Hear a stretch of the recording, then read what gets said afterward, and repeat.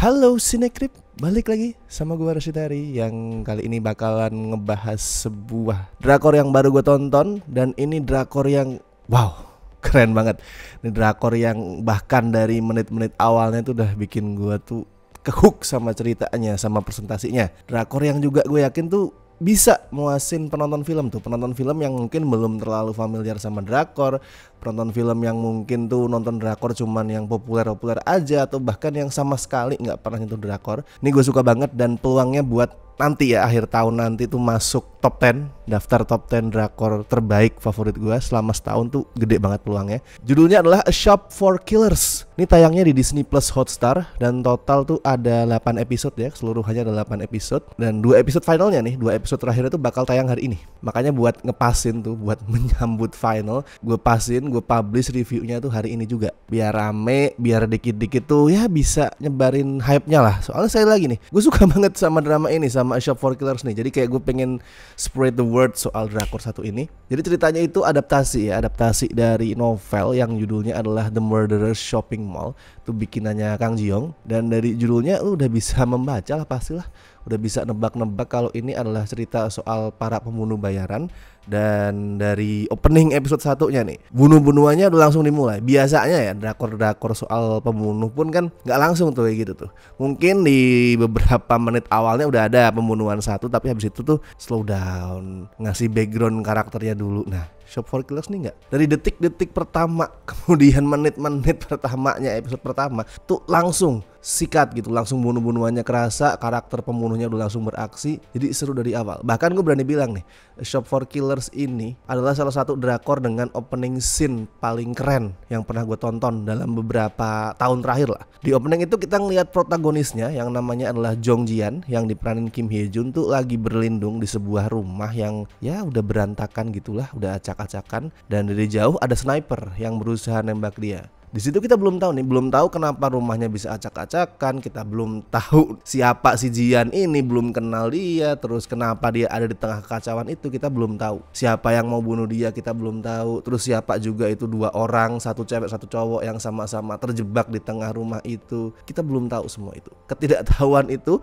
bisa munculin rasa penasaran yang kuat gitu. Gue nontonnya tuh anjir, ini siapa? Terus kenapa ini semua bisa terjadi gitu? Dan itu nggak bikin gue tuh kesel, nggak bikin gue tuh ngerasa annoyed karena anjir ini nggak jelas siapa sih, nggak. Tapi sebaliknya, gue jadi bertanya-tanya, gue jadi penasaran, dan gue jadi terus-terusan pengen ngikutin ceritanya. Tapi kalau ngomongin opening sini, nih gue masih ngomongin openingnya ya, karena itu keren banget buat gue. Di opening itu yang bikin adegannya keren adalah karena sutradaranya tuh jago ngebangun ketegangan. Bukan karena temponya cepet, bukan juga karena ada tembak-tembakan yang nggak berhenti-berhenti gitu, yang berisik, yang penuh ledakan tuh nggak. Malah sebaliknya, temponya itu cenderung pelan, agak sunyi, dan nggak banyak peristiwa. Emang ada sih tembak-tembakan di situ, tapi fokusnya lebih ke arah adu taktik, adu otak gitu ya, antara si Jian sama si sniper. Gue suka banget gimana Jian nih, si karakter utamanya, dalam waktu singkat bisa muter otak, bisa nyari cara buat ngelawan balik si sniper. Padahal si sniper nih kan apa ya, kalau kita lihat sekilas tuh jauh lebih berpengalaman, pembunuh yang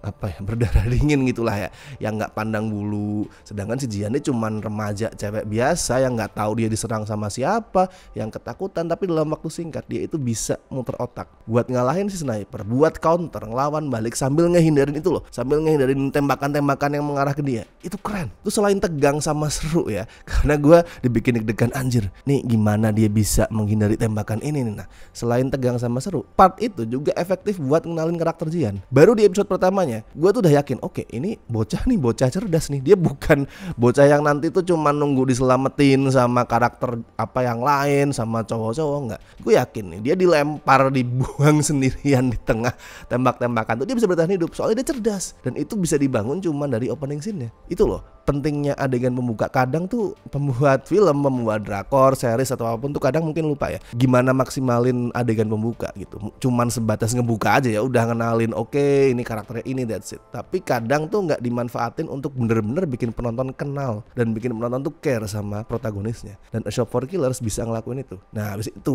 habis si Jian nih berantem sama si sniper tuh barulah pelan-pelan tuh dicicil tuh pertanyaan-pertanyaan tadi yang sempat gue mention soal siapa Jian, siapa yang mau ngebunuh dia, tuh sniper siapa, rumahnya nih kenapa hancur. Nah itu pelan-pelan tuh mulai kejawab tuh. Dan mostly dijawabnya tuh pakai flashback. Dan dari flashback itu juga kita kenalan sama pamannya si Jian yang namanya adalah Jong Jinman, yang diperanin the one and only Lee Dong Wook. Jadi kalau misalkan lu tertarik nonton drama ini karena Lee Dong Wook, lu pasti puas karena dia keren banget di sini. Nah, si Jinman ini kerjaannya adalah jualan selang online asli.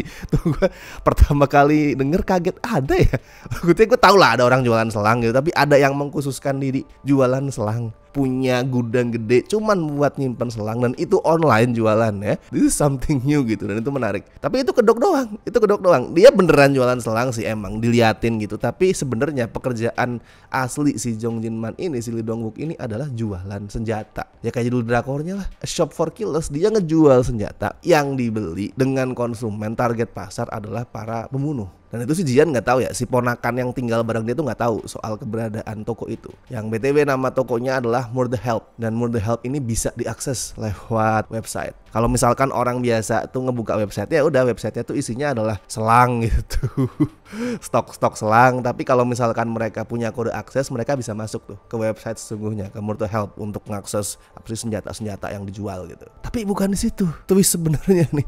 Twist sebenarnya bukan di situ, bukan karena anjir ternyata si Lee Dong Wook, si Jong Jinman ini adalah penjual senjata, bukan. Twistnya bukan di situ. Gue nggak akan reveal, tapi di episode pertamanya lu udah langsung bakal nemu twist yang gede banget soal karakter si Jinman ini, si Lee Dong Wook. Itu gue nggak expect sih, dan gue yakin pada saat lu nonton, kalau misalkan mungkin lu belum tahu source materialnya ya, dan lu belum dapat bocoran ini itu, lu nonton tanpa tahu apapun soal drakor ini, episode 1 lu akan anjir gini karakternya gitu, lu akan kaget. Kalau ngomongin storytelling ya, intinya sih di tiap episodenya Shop for Killers nih alurnya jalan bolak-balik gitu, bolak-balik antara flashback sama cerita masa sekarang tuh, terus bolak-balik terus. Buat gue bolak-baliknya tuh lumayan rapi lah, nggak yang lompat-lompat dan bikin kita bingung gitu, nggak, lumayan rapi, bisa diproses dengan gampang gitu, mana flashback mana yang present gitu. Dan flashbacknya tuh bukan itu ya, bukan sebatas cara buat manjang-manjangin durasi gitu, nggak. Flashbacknya tuh bener-bener perlu ada dan bisa dimaksimalin buat nguatin penokohan tiap karakter. Itu yang gue suka dari storytellingnya. Makanya karakternya kuat. Apalagi mereka tuh punya ini ya, punya kekhasan masing-masing gitu. Semua karakternya tuh punya kekhasan masing-masing. Lu akan dengan gampang bisa milah karakternya itu si ini